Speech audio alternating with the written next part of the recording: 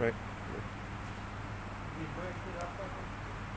Hah? Tak dapat.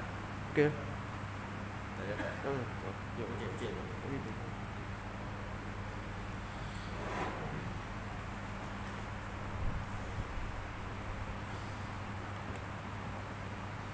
Bismillahirrahmanirrahim. Innal hamdalillah nahmaduhu wa nasta'inuhu wa nastaghfiruh wa na'udzu billahi min shururi anfusina wa min sayyiati a'malina. Man yahdihillahu fala mudilla lahu wa man yudlil fala hadiya lahu. Wa ashhadu an la ilaha illallah wa anna Muhammadan abduhu wa rasuluh.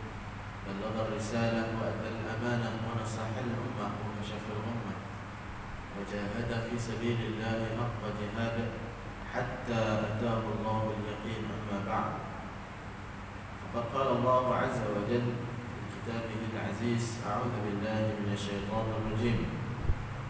يا أيها الناس اتقوا ربكم الذي خلقكم واحدة وخلق منها زوجها وبث منهما رجالا كثيرا ونساء واتقوا الله الذي تساءلون به والأرحام إن الله كان عليكم رقيبا. فقال النبي صلى الله عليه وسلم: بلغوا عني ولو آية، حدثوا عن بني إسرائيل ولا حرج، ومن كذب علي متعمدا فليتبوأ مقعده من النار، أو كما قال النبي صلى الله عليه وسلم. Alhamdulillah, tuan-tuan dan puan muslimin dan muslimat rahimahumullah, kita bertemu lagi pada hari ini untuk kita membicarakan dan kita bersambung berkaitan dengan tafsir ataupun tadabbur ayat Al-Quran yang kita mulakan dengan surah Al-Fatihah semalam. Muslimin dan muslimat rahimahumullah, dan sebetulnya hari ini Ustaz lain tak? Ustaz Saman. Aduh, Ustaz Saman, malam saya sempatlah jumpa dia. Saya bagi kiriman. Dia kirim kurma dengan dia kirim kopi Arab daripada Saudi lah, daripada Umrah. Jadi dia kata dia dah okey dah. Sama dia dah okey dah. Dia dah buat test pun negatif lah. Cuma masih lagi dalam fasa kuarantin. Tak boleh lah. Jadi Alhamdulillah, ala kulli kita doakan setiap mereka yang sakit. Hari ni ramai orang sakit ni pasal COVID ni. Ramai orang sakit, kita doakan mereka semua supaya Allah Subhanahu Wa Taala sembuhkan. Tuan-tuan, semalam kita dah bincang dah berkaitan dengan doa ni ajaib. Doa ni satu perkara ajaib sangat. Doa adalah silahul mukmin. Doa itu kata pepatah Arab adalah, kata ulama adalah senjata bagi orang mukmin. Doa. Ad-du'a'u huwa al-ibadah. Bahkan doa itu sendiri adalah ibadah. Sebenarnya ada hadis, ad-du'a'u mukhul ibadah. Doa itu adalah otak kepada ibadah. Hadis ni tak sahih. Yang sahih ialah ad-du'a huwa al-ibadah. Doa itu sendiri adalah ibadah. Tuan-tuan angkat doa, tuan-tuan sedang berada di dalam ibadah. Angkat tangan doa. Sebab itu semalam kita ceritakan tuan-tuan, kita katakan bahawasanya manifesto seorang hamba ni, iyyaka na'budu wa iyyaka nasta'in. Satu orang hamba yang semakin lama, semakin banyak dia berdoa, semakin banyak dia meminta. Doa ni apa tuan? Doa ni minta. Doa ni minta, panggil. Kalau dalam bahasa Arab kita panggil da'a, yad'u da'wah. Itu daripada da'a tu panggil. Kita ataupun kita minta. Lalu kita panggil Allah, kita minta kepada Allah. Lalu kita dah bicarakan semalam, satu orang hamba yang lagi banyak dia minta kepada Allah Azza wa Jal, maka semakin dekat dia dengan Allah. Seperti mana satu orang apabila dia banyak minta dekat bos dia, maka lagi banyak dia dekat. Lagi banyak dia jack bos dia, kan? Lagi banyak dia nempel dekat bos dia, dia puji bos dia, dia minta macam-macam dekat bos dia, maka makin lama makin dekat dengan bos dia. Seperti itulah seorang hamba Allah sepatutnya dia selalu meminta kepada Allah. Kita dah kata dekat salafus salih, sahabat Nabi SAW, mereka itu sentiasa apa sahaja masalah yang berlaku dalam hidup mereka, maka pertama kali yang mereka nampak adalah Allah. Maka mereka minta kepada Allah Azza wa Jalla. Sebab itu kata Nabi SAW dalam satu hadis yang diriwayatkan oleh Al-Hakim di dalam kitab dia Al-Mustadrak, kata dia, Jibril datang dan bagi tahu dalam sepotong hadis yang ringkaskan dalam akhir hadis itu, kata Jibril, ya Muhammad, wahai Muhammad, syaraful mu'min qiyamul lail. Kemuliaan seorang insan itu, kemuliaan seorang mukmin itu adalah apabila dia banyak qiyamul lail. Wa izzahu istighna'uhu 'anil nas, dan kemuliaannya juga ialah apabila kekuatan dia, izzah dia, kemuliaan dia dan kekuatan dia apabila dia tidak berharap dengan manusia. Itu kekuatan manusia. Seperti mana kita boleh lihat dalam sejarah Islam, Nabi SAW apabila berada di dalam keadaan yang susah dan senang akan minta kepada Allah Azza wa Jalla. Bagaimana? Terutama dalam keadaan yang susah, kita boleh dapat lihat bagaimana Nabi SAW minta kepada Allah. Dalam peristiwa Nabi SAW pergi ke Taif bersama satu orang sahabat. Pergi ke Taif lalu ditolak, dibaling batu, kiri dan kanan. Hari terakhir nak balik, Nabi berdakwah di sana, tidak diterima, dan hari terakhir Nabi nak balik, disusun budak-budak lalu dibaling batu. Zaid bin Harithah pergi ke kanan untuk melindungi Nabi, pergi ke belakang untuk melindungi Nabi, pergi ke kanan, ke depan, supaya Nabi SAW tak terkena balingan batu. Berdarah muka Nabi sehingga mengalir air. Lalu Nabi angkat tangan, Allahumma inni ashku dha'fa quwwati. Wahai Allah, aku mengadu kepadamu lemahnya diri aku, tak pandainya diri aku.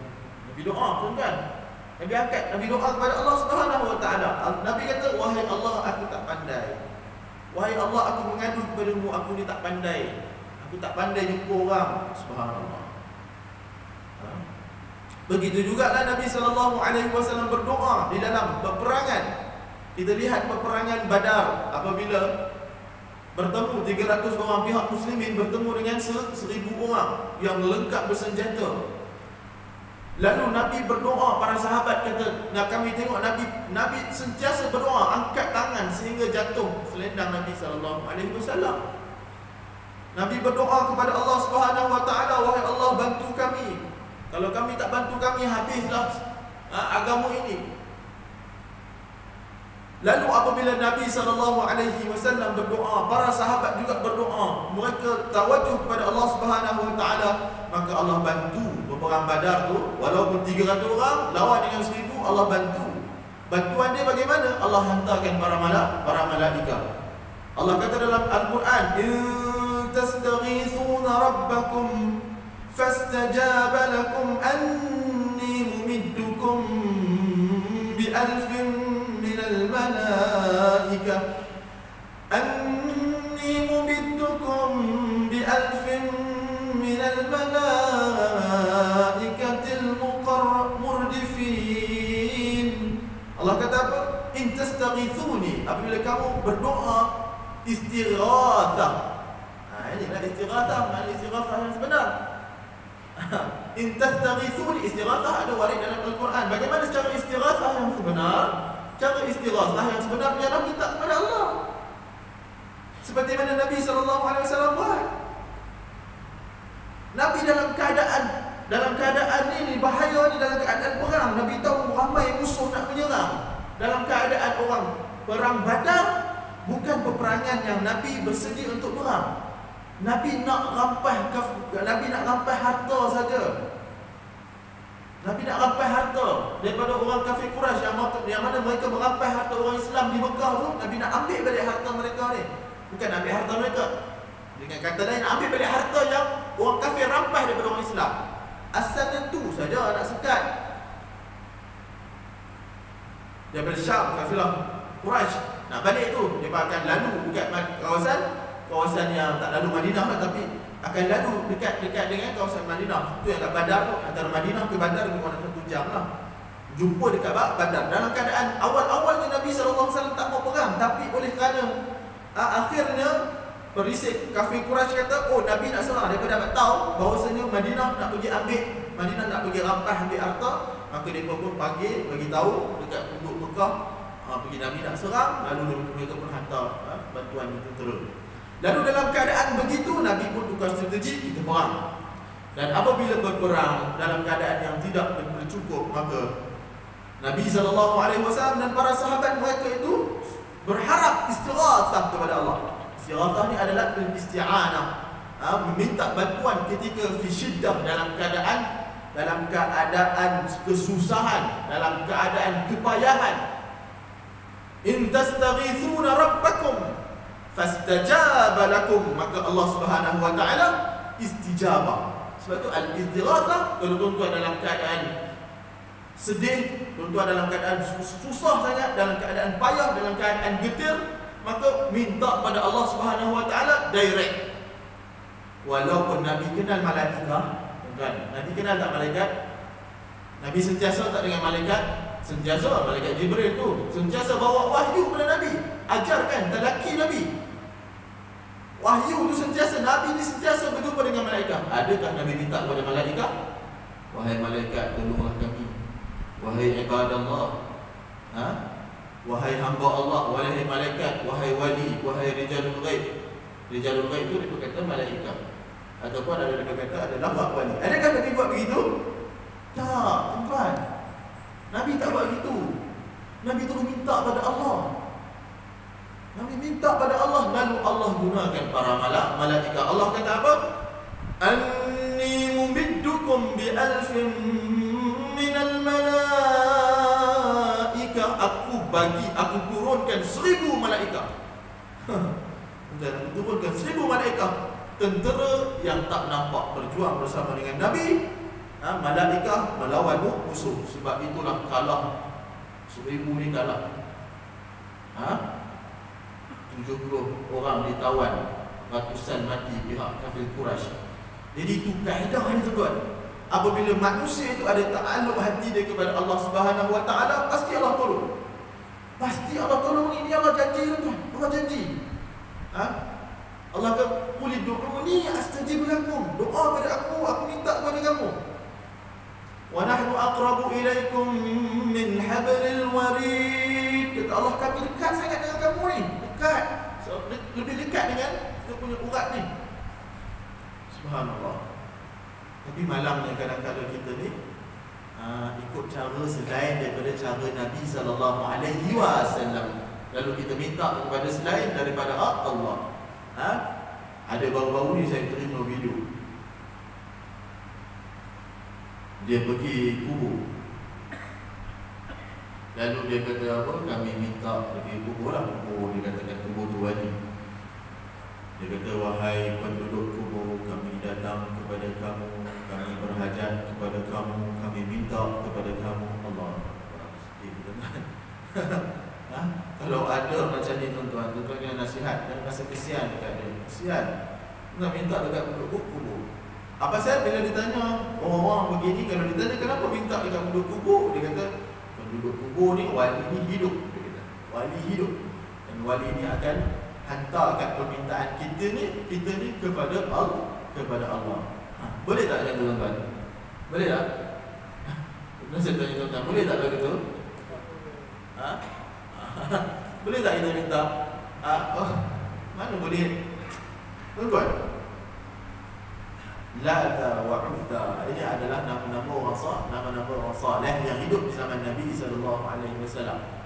Yang mana mereka orang kafir Quraisy. Orang kafir Quraisy ni apa yang mereka buat dalam berdoa dan beribadah, apa yang mereka buat ialah mereka mensyirikkan Allah Azza wa Jalla di dalam meminta bantuan, di dalam meminta manfaat dan mudarat di dunia mereka. Maka apa yang mereka buat? Mereka kata kami tak nampak Allah, lalu kami pun mintalah kepada patung-patung yang kami ukir, yang kami anggap mereka ni sebagai malaikat. Lalu mereka pun minta kepada patung-patung tu, mereka letak dekat tempat-tempat sekeliling pusing, dekat Kaabah tu, mereka bertepuk tangan, bertelanjang dalam keadaan tawaf, lalu mereka minta kepada patung-patung itu. Itu mereka percaya tak pada Allah, orang kafir Quraisy? Bila kita tanya mereka percaya tak kepada Allah, kewujudan Allah, mereka percaya tak Allah tu wujud? Mereka percaya tak Allah itu yang menjadikan mereka? Mereka percaya tak Allah itu yang menciptakan alam? Kafir Quraisy mereka percaya. Dalam Al-Quran Allah kata, wa la in sa'altahum man khalaqas samawati wal ard wa sakhkhara asy-syamsa wal qamar la yaqulanna Allah. Kalau kalian tanya siapa yang buat langit dan bumi, dan yang menciptakan dan yang menggerakkan bulan dan matahari, la yaqulanna Allah, pasti dan pasti mereka kata Allah. Kafir Quraisy kata Allah. Kafir Quraisy sembah tak Allah? Sembah.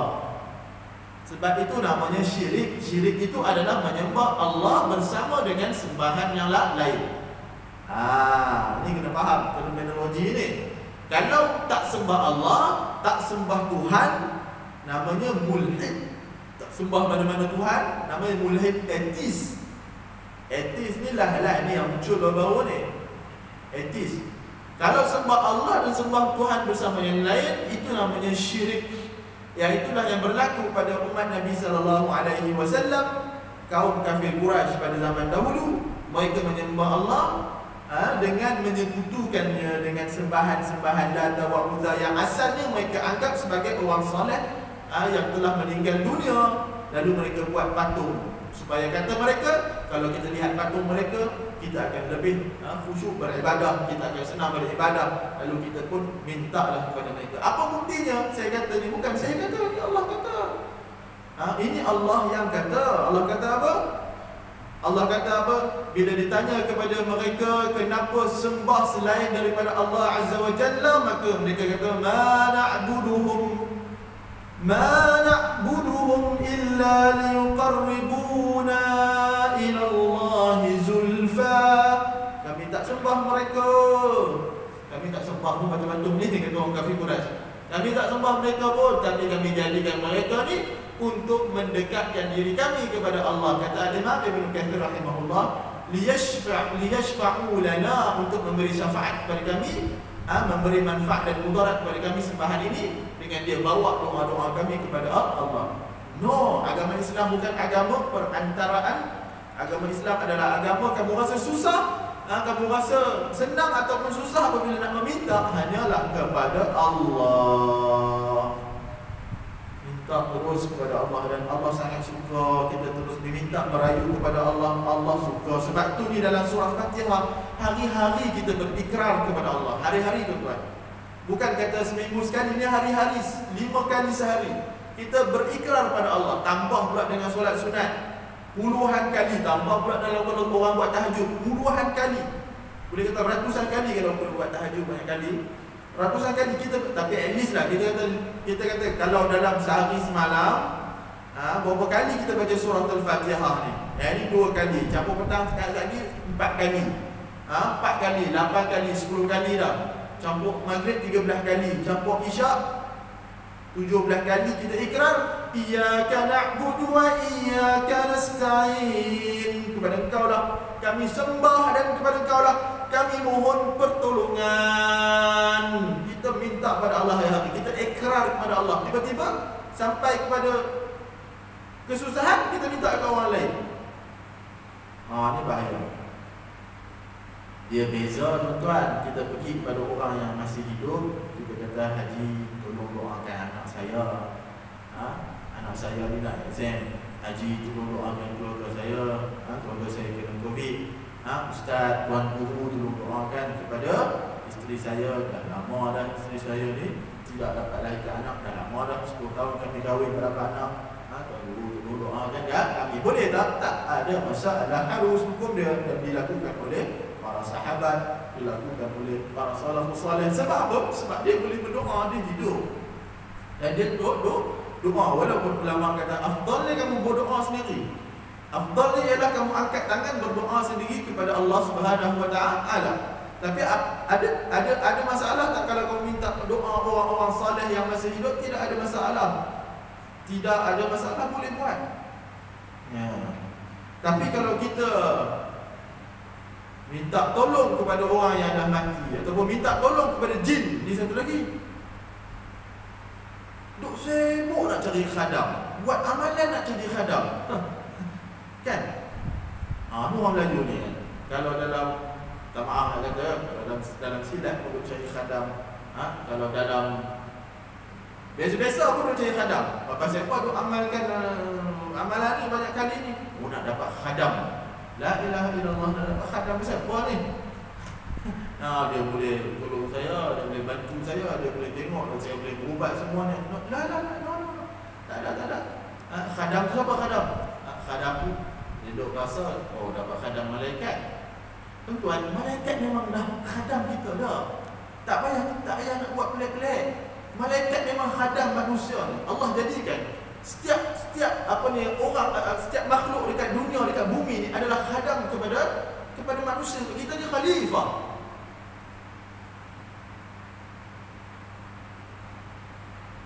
Kita ni khalifah manusia ni. Wa idh qala rabbuka lil malaikati inni ja'ilun fil ardi khalifah. Allah kata kita ni khalifah. Jadi semua yang ada adalah khadam kita yang nak khidmat kepada kita. Dengan binatangnya, hatta al-malaika khidmat kepada manusia dengan perintah Allah Azza wa Jalla.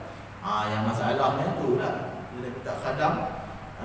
Jadi selain khadam ni, khadam yang tak baik ni ada banyak dah tuan, jin. Dia minta jin. Berlaku tak ada orang minta pertolongan daripada jin? Berlaku. Dia kata kami minta pertolongan daripada jin Islam. Macam mana kamu tahu dia jin Islam? Kamu tahu rumah dia kat mana? Tu dia tanya dia, mana rumah ni? Siapa bininya? Mana tempat solat dia? Entah, tak tahu. Habis mana kamu tahu Islam? Dia kata Islam. Ada orang yang Islam depan kamu pun kamu kena gelentong. Ini orang yang kamu tak nampak, sudah lagi gelentong. Kena tipu lah. Macam mana kita tahu dia Islam kalau dia kata Islam? Kalau dia tipu? Kalau dia tipu macam mana? Kalau dia tipu, tak tahu lah. Atau kalau kamu tahu dia tipu pun, macam mana kamu nak ambil tindakan? Macam mana nak ambil tindakan? Ni manusia ni, dia tipu, aku geram dengan dia, aku buat report saman. Report kat polis, lock saman, buat saman, menang kes, okey, settle masalah. Akhirnya kamu nak saman jin macam mana? Kata, macam nak saman jin? Boleh saman jin. Kalau dia tipu kamu, atau dia buat pasal, dia buat daya kepada kamu, tak boleh. Tak tahu kat mana pun nak cari. Dia buat pasal pun nak cari kat mana pun dia tak tahu. Yang duk menurun panggil jin tu pun ada kadang-kadang tak datang. Allah tak jadilah hari ni saya nak ubat jin tak mari.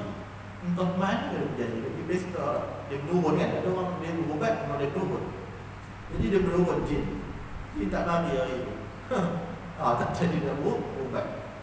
Allah kata apa? Wa innahu kana rijalun minal insi ya'udhuna birijalin minal jin fazaduhum rahaqa. Di sana ada manusia yang minta kepada jin dan bertambahlah kesesatan mereka. Jin pun sesat, manusia pun sesat. Jin memang suka, syaitan memang suka orang minta tolong dekat dia, lalu dia boleh sesatkan orang. Jin pun sesat, manusia pun bertambah sesat. Wa'iyadu billah min dhalik.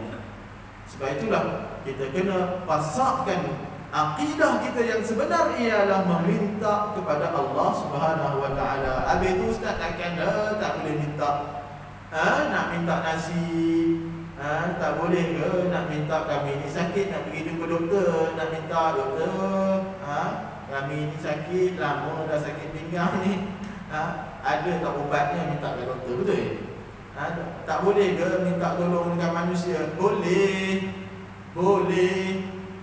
Minta tolong pada manusia pokoknya boleh, kepada perkara-perkara yang mampu dia lakukan di dalam perkara sunnatullah, perkara-perkara yang sunnatullah. Allah Subhanahu wa taala ciptakan ubat. Allah kata apa? Allah kata apa? Ya ibadallah, Nabi kata ibadallah tadawu fa innallah lam yanzilu da'an illa anzala lahu shifaan. Wahai hamba Allah, pilah berubat. Pergi berubat. Kerana apa? Kerana Allah tak turunkan tak turunkan penyakit, melainkan turun bersamanya dawa. Turun bersamanya adalah ubat. Pergi berubat. Ini adalah sunnatullah, bahkan sunnah Nabi. Berubat sunnah Nabi. Jangan tinggalkan berubat. Sakit pergi berubat, tak ada masalah. Tak ada masalah minta kepada makhluk perkara yang dia boleh lakukan. Tetapi kalau kita minta kepada makhluk perkara yang tak boleh dia lakukan, maka inilah yang dicegah oleh agama. Yang inilah yang dicegahkan oleh agama. Tu pun minta kepada perkara yang diharuskan, mestilah yang pertama kita kena yakin bahawasanya Allah Subhanahu wa taala yang penyembuh asy-syafi al-mutlaq, penyembuh yang mutlak. Doktor walaupun dia boleh ubati kita, tapi doktor tak boleh menyembuhkan. 10 orang datang, penyakit yang sama, 5 orang sembuh, 5 orang tak sembuh. Jadi yang penyembuh ialah Allah. Doktor boleh berubatkan kita, bagi ubat, boleh cuba untuk menyembuhkan, tetapi penyembuh hakiki al-mutlaq tetap jua Allah Azza wa Jalla. Dan Allah Subhanahu wa taala dengan kudratnya, Allah tak tertakluk pada sunnatullah. Allah juga boleh dengan kudrat Allah bolehkan buat satu benda bercanggah pula dengan sunnatullah, dengan apa yang Allah telah lazimkan. Contohnya api, Allah Subhanahu wa taala kata dia memudaratkan dan membakar, tetapi Allah boleh juga dengan kuasa Allah boleh menjadikan api itu sebagai aman kepada orang. Kan Nabi Ibrahim alaihissalam, api yang sepatutnya membakar Ibrahim alaihissalam menjadi sejuk dan aman. Ya nar kuni bardan wa salaman ala Ibrahim. Allah perintahkan bila orang kafir zaman dia letakkan di dalam api yang membesar, relax dia di dalam tu. Relax dalam api sejuk. Bardan wa salaman. Jadilah sejuk dan selamat kepada Ibrahim alaihissalam. Tak jadi apa. Subhanallah. Jadi itulah, tidak ada masalah meminta kepada perkara yang diharuskan. Yang menjadi masalah apabila meminta kepada alam ghaib, meminta kepada perkara yang kita tidak ada connection dengan dia, yang kita tidak boleh nampak dia. Meminta melainkan dengan alam ghaib itu ialah meminta kepada Allah Azza wa Jalla. Itu sahaja. Kemudian Allah kata dalam ayat yang seterusnya, ihdinas siratal mustaqim, tunjukkanlah kami jalan yang lurus. Nampak tuan-tuan? Selepas kita beribadah, kita berdoa, satu benda jangan kita pernah lupa minta ialah hidayah. Hidayah adalah benda yang very expensive, sangat mahal hidayah. Allah Akbar tuan-tuan. Tanpa hidayah kita tak boleh duduk sini. Saya pun tanpa hidayah daripada Allah, saya tak boleh duduk dekat sini. Ini semua adalah hidayah daripada Allah Subhanahu wa taala. Hidayah tuan-tuan, hidayah ni benda yang sangat mahal. Jangan pernah lupa minta hidayah. Kita minta banyak perkara, tiba-tiba kita lupa minta hidayah. Jangan tuan-tuan. Allahumma inni as'alukal huda wat tuqa. Allah, kita diajarkan untuk sentiasa minta hidayah. Allah tu imam tu baca Allahumma hdina fi man hadait. Wahai Allah, hari-hari tiap subuh, wahai Allah, hidayatkanlah kami, hidayatkanlah kami seperti mana Engkau beri hidayat kepada orang lain. Allahumma hdina fi man hadait. Jangan panjangkan dengan hadait. Kalau hadait Yahudi, Yahudi. Okey, Allahumma, itu kita doa selalu, wahai Allah, janganlah Jangan kau pesongkan kami setelah kau bagi hidayat. Allahumma tsabbit qalbi ala dinik, Allahumma tsabbit qalbi ala ta'atik. Jangan minta hidayat ni, dan kita jangan minta hidayat kepada kita sahaja. Kisah Nabi SAW di Taif itu, apabila datang malaikat nak hempakkan, datang malaikat Jibril. Jibril kata, ni malaikat penjaga gunung. Mereka akan hempakkan. Dalam riwayat Al-Bukhari, tuan-tuan kalau pergi Taif, tuan-tuan akan turun, tuan-tuan akan, kalau nak bermiqat, dia ada satu miqat. Miqat di Taif itu ada Masjid Qarnul Manazil. Situlah tempat Jibril alaihissalam turun kepada Nabi SAW. Kami, ini malaikat penjaga gunung akan hempakkan kepada penduduk Taif yang telah menghina Tuhan, yang mencederakan Tuhan. Apa kata Nabi SAW? Nabi kata, tak apa. Moga-moga keluar daripada anak cucu mereka itu, aku berdoa kepada Allah, keluar daripada anak cucu mereka itu mereka yang beriman kepada Allah. Dan memang betul. Selepas itu keluar daripada anak cucu mereka adalah orang yang beriman kepada Allah Subhanahu Wa Taala. Kita minta hidayah, ya Allah, bagilah hidayah kepada aku, ya Allah. Ya Allah, walaupun sekarang ni aku dapat datang masjid solat berjemaah, ya Allah, kau kekalkanlah hidayahnya, ya Allah. Sebab kita boleh lihat ada sebahagian orang di kiri dan kanan kita kadang-kadang, dulu ada di masjid, lagi tak main masjid dah. Kan? Dulu dia tak main masjid, lagi dah main masjid. Allahu Akbar. Dan kita jangan rasa syok pula. Aku ni dari dulu, dari kecil kaki masjid. InsyaAllah lah mati pun kita mati kat masjid lah. Jangan rasa syok tu. Sebab al-iman bainal khauf wal raja. Iman tu antara takut dan berharap. Jangan kita takut. Jangan kita duk confirm kita ni ahli syurga. Kalau kita rasa confirm kita ni ahli syurga, tu masalah. Confirm dah ni. Confirm dah, syukur dah amalan aku yang syurga.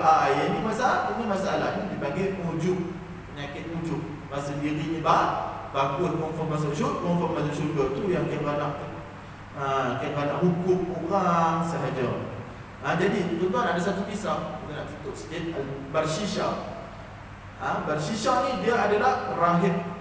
Dia adalah penduduk Bani Israel, dan dia dikati ibadah 60 tahun sampai kan dia buat kat satu tempat ibadah ni, dia beribadat saja 60 tahun dia beribadah tanpa ingkar kepada Allah Subhanahu Wa Taala.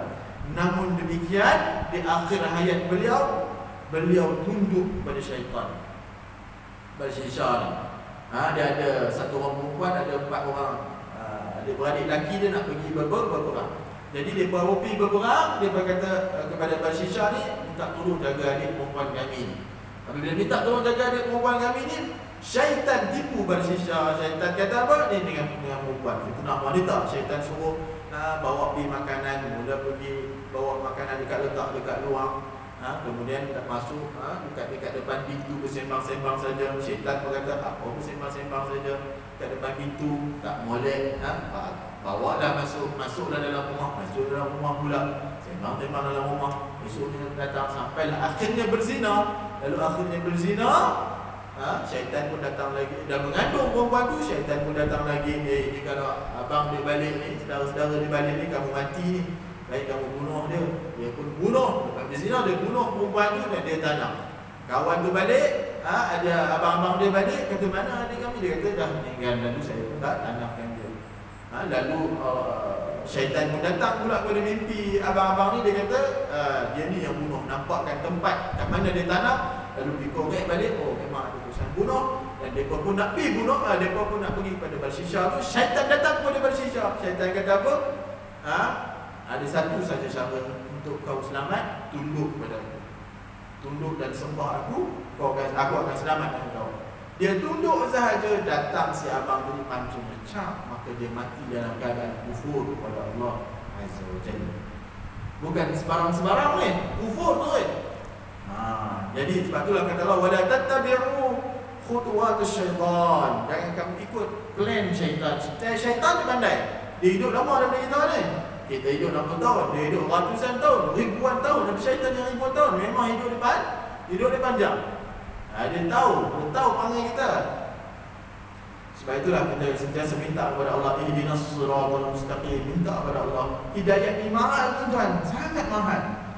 Kita kadang tengok ada satu orang ni, orang macam dia rasa, kita rasa macam dah putus asa dah. Dia ni Memang tak boleh berubah dah. Tengok akhirnya berubah.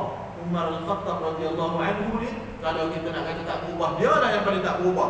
Punyalah memusuhi Islam. Umar Al-Khattab ni sangatlah jahatnya. Tapi apabila dia masuk Islam, perangai keras dia tu, dia pergi lawan pula orang kafir pula. Takut. Orang memang takut sangat kat Umar ni sebab dia ganas sangat. WWE punya orang ni, WWF ganas sangat ni. Bila dia masuk Islam, orang Islam pun takut kat dia. Tapi bila dia masuk Islam, dia jadi benteng buat Islam. Dia kata orang lain semua, hatta Nabi dengan Abu Bakar pergi hijrah pun sembunyi-sembunyi tu, kita tengok kan, sembunyi tidur dekat Gua Hira dan sebagainya.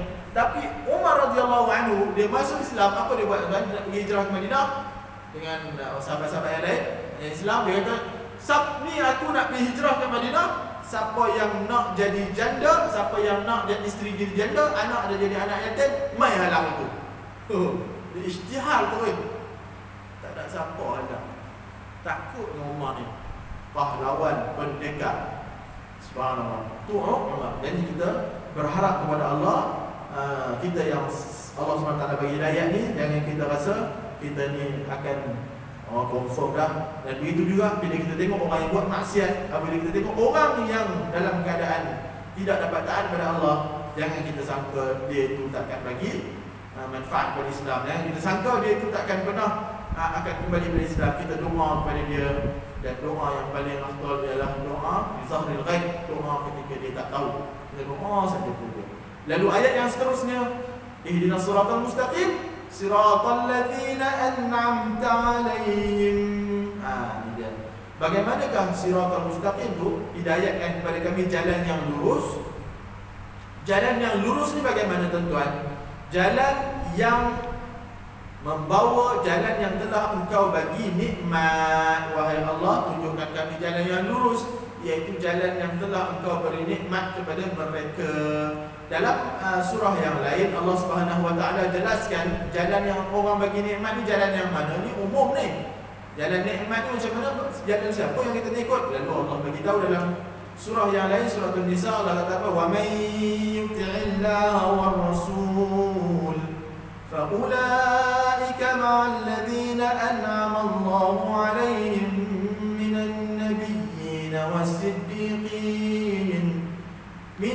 nabiyyin was-siddiqin wash-shuhada'i was-salihin wa hasuna ulaika rafiqa. Jalan apa tuan-tuan? Kata Allah, siapa-siapa yang mentaati Allah dan Rasul, maka mereka itulah yang Allah Subhanahu Wa Taala berikan nikmat. Daripada golongan apa? Minan nabiyyin, jalan para nabi. Jalan orang siddiqin, orang-orang yang benar, orang yang sentiasa benar percakapannya, amalan dia. Dalam satu dunia ni, sahabat Nabi sallallahu alaihi wasallam, satu orang yang digelarkan siddiq, iaitu Abu Bakar As-Siddiq. Dia sentiasa membenarkan apa yang Nabi sallallahu alaihi wasallam cakap. Wasyuhada, dan para syuhada, wassalihin, orang-orang yang saleh. Wa hasuna ulaika rafiqa. Jadi kita moga-moga jalan-jalan yang kita ikut, kita tengok sama tak jalan dengan orang saleh, sama tak dekat dengan jalan-jalan orang-orang siddiq, jalan-jalan para ulama dan sebagainya.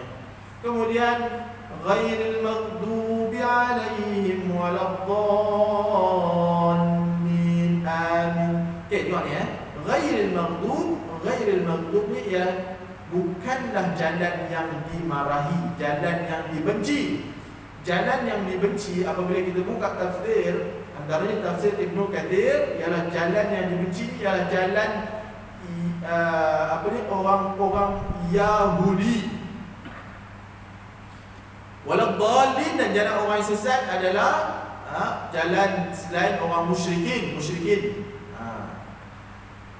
Maghdub, Yahudi dan Nasara, mereka ni jalan-jalan yang dibenci oleh Allah Subhanahu Wa Taala.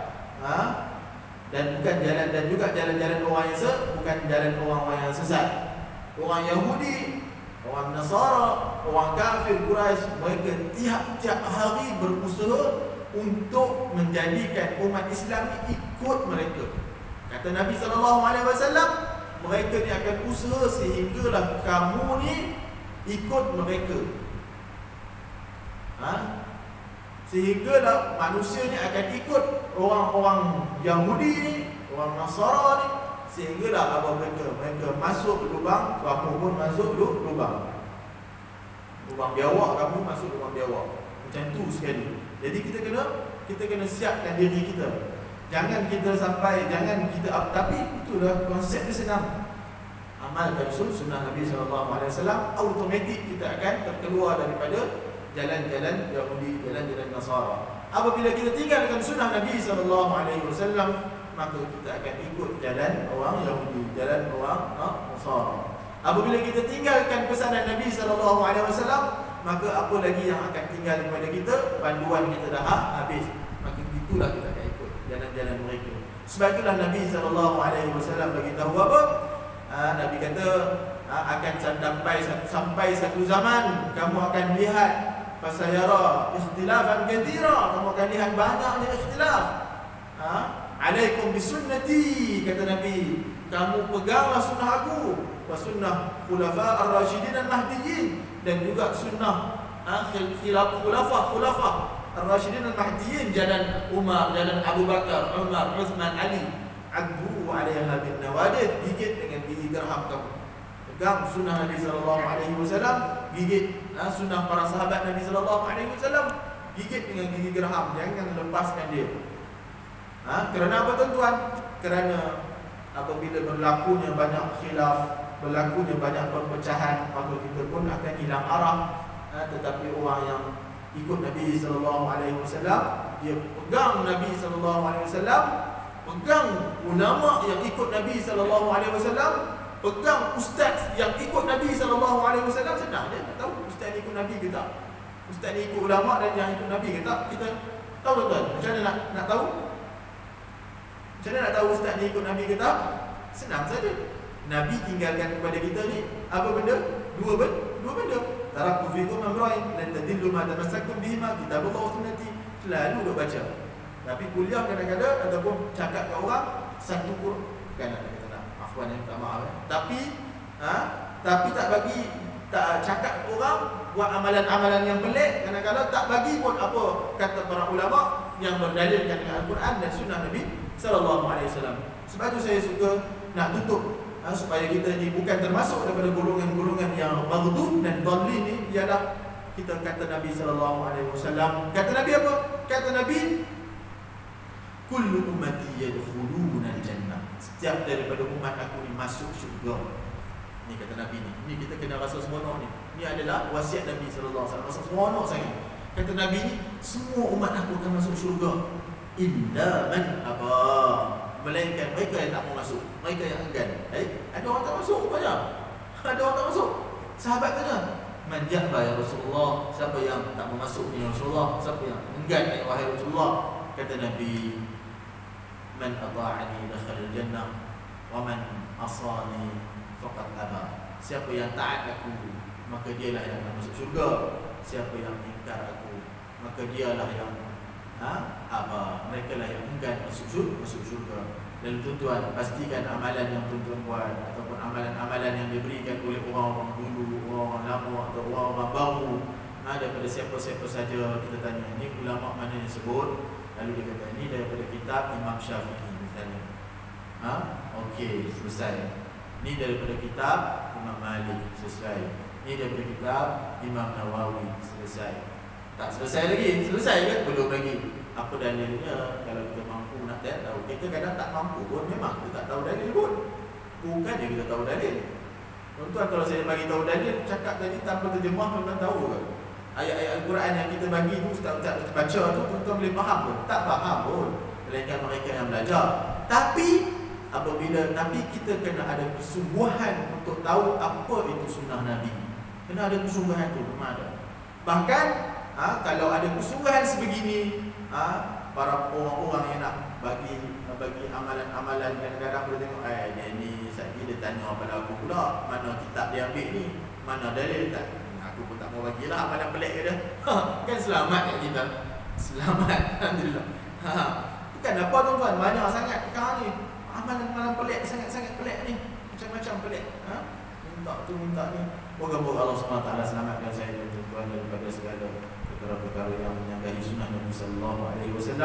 Moga-moga Allah SWT selamatkan saya dan anak-anak dan zuriat kita daripada segala perkara yang mensyirikkan Allah SWT dan menjadikan kita hamba yang mentauhidkan Allah SWT dalam segala perkara, dalam doa, dalam ibadah, dalam permintaan kita, dalam segala ibadah-ibadah yang telah kita lakukan. Ya Rahman Rahimin, Ya Allah, Ya Rahman, Ya Rahim, berilah hidayah kepada kami semua ya Allah, supaya kami dapat amalkan agama ini, dapat taat perintah-Mu ya Allah. Ya Allah, ya Tuhan kami ya Allah, jadikanlah kami ini orang-orang yang sentiasa suka datang ke masjid-Mu ya Allah, datang suka untuk mendengar kalimah-kalimah-Mu ya Allah, suka untuk mendengar ayat suci Al-Quran, suka untuk beramal dengan sunnah Nabi SAW. Ya Rahman, Ya Rahim, Ya Zal Jalal wal Ikram, jadikanlah anak-anak kami ya Allah mereka yang taat kepada perintah-Mu ya Allah. Datangkanlah mereka ke rumah Allah SWT supaya mereka itu diberi barakah hidupnya ya Allah. Ya Rahman, Ya Rahim, Ya Karim, jadikanlah penduduk-penduduk di muka bumi ini ya Allah mereka yang sentiasa taat kepada-Mu ya Allah, sehinggalah barakah turun daripada langit dan bumi ya Allah. Ya Allah, angkatlah musibah COVID ini ya Allah, supaya kami dapat beramal dengan amalan-amalan agama ya Allah. Ya Allah, ya Tuhan kami ya Allah, jadikanlah kami hamba-Mu yang sangat bertawakal kepada-Mu ya Allah. Ya Tuhan kami ya Allah, dengan barakah majlis ilmu yang kami lakukan pada pagi ini ya Allah, Kau angkatlah musibah yang bakal berlaku pada diri kami ya Allah, yang akan berlaku pada anak-anak kami, yang akan berlaku pada keluarga kami dan jiran kami ya Allah. Ya Allah, ya Tuhan kami ya Allah, dengan barakah kami mendengar perkataan-perkataan kalam-kalam suci Al-Quran dan hadis-hadis Nabi SAW. Ya Allah, dengan barakah amalan ini ya Allah, Kau jadikanlah kami orang yang taat padamu ya Allah. Ya Allah, ya Tuhan kami, jika ada di antara kami yang sakit ya Allah, Kau sembuhkanlah ya Allah. Ya Allah, ya Tuhan kami, jika ada di antara kami yang sakit ya Allah, Kau berilah kesihatan yang sempurna kepadanya ya Allah. Kasihanilah kami ya Allah yang menderita sakit ini ya Allah. Kami nak beribadah kepada-Mu ya Allah dengan rasa senang, dengan rasa khusyuk ya Allah. Ya Allah, ya Tuhan kami, jika sakit ini ya Allah Kau tidak angkat daripada kami ya Allah, kami tak mampu nak beribadah dengan perasaan yang khusyuk kepada-Mu ya Allah. Ya Allah, ya Tuhan kami ya Allah, jadikanlah setiap musibah yang datang kepada kami ya Allah mendekatkan diri kami kepada-Mu ya Allah. Janganlah jadikan musibah yang datang kepada kami ya Allah menjauhkan diri kami daripada-Mu ya Allah. Ya Allah, ya Tuhan kami ya Allah, jika ada di antara kami yang berhutang ya Allah, Kau bagilah, Kau bantulah dia ya Allah untuk lansaikan hutangnya ya Allah. Ya Allah, ya Tuhan kami ya Allah, jika ada di antara kami yang susah ya Allah, jika ada di antara kami yang dalam kesusahan ya Allah, Kau bagilah kesenangan kepada mereka ya Allah. Ya Allah, ya Rahman, Ya Karim, Ya Zal Jalal wal Ikram, jika ada di antara kami yang bermusuhan ya Allah, jika ada di antara kami yang bersengketa ya Allah, ya Allah, ya Tuhan kami ya Allah, Kau baikkanlah hati-hati kami ya Allah, jadikanlah kami berbaik-baik semula ya Allah, karena permusuhan itu ya Allah mengangkat rahmat dan barakah. Rabbana zalamna anfusana wa illam taghfir lana wa tarhamna lanakunanna minal khasirin. Rabbana atina fid dunya hasanah wa fil akhirati hasanah wa qina adzabannar. Sallallahu ala Muhammadin wa ala alihi wasallam. Alhamdulillahirabbil alamin. Yang baik daripada Allah SWT, yang tidak baik dari diri saya sendiri, semoga kita tanggung dengan kesempatan. Subhanallah wa bihamdihi, asyhadu an la ilaha illa anta, astaghfiruka wa atubu ilaik.